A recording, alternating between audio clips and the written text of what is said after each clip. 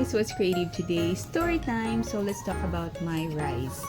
Okay, ang ginagamit ka sa aking nutritional plan is basmati rice. So gaano karami ang niluluto ko? Ano lang, 80 ml. Ayan, if you can see that. Yeah, 80 ml lang.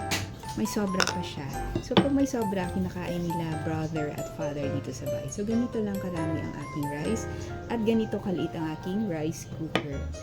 So pagdating sa carbohydrates, marami sa list ang carbohydrates pero pinili ko ang basmati rice.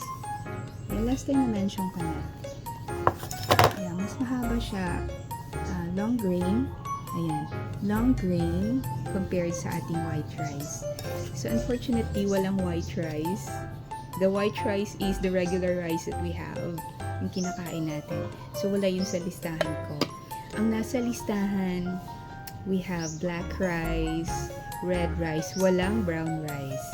Meron ding kamote and other carbohydrates na nasa listahan. Pero ang paborito ko, over so many months, ito. And that's creative today. See you on the next one. Bye!